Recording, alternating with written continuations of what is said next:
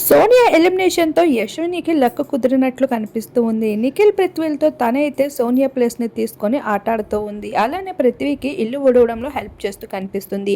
మరొక వైపు కిరాక్ సీత, నైనిక, విష్ణుప్రియ, ప్రేరణ వీరందరూ అయితే అమ్మాయిలు ఒక గ్రూప్గా వంట చేసుకుంటూ మాట్లాడుకుంటున్నారు.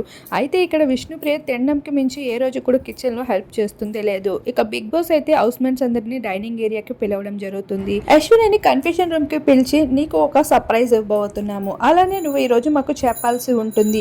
నిఖిల్ అలానే మణికంఠ వీరిద్దరికి అయితే ఒక స్పెషల్ ఫుడ్తో పాటు ఒక స్పెషల్ మెసేజెస్ కూడా వచ్చాయి వాళ్ళ ఫ్యామిలీస్ నుండి అంటూ చెప్పడంతో అశ్వినికి ఏమీ అర్థం కాదు.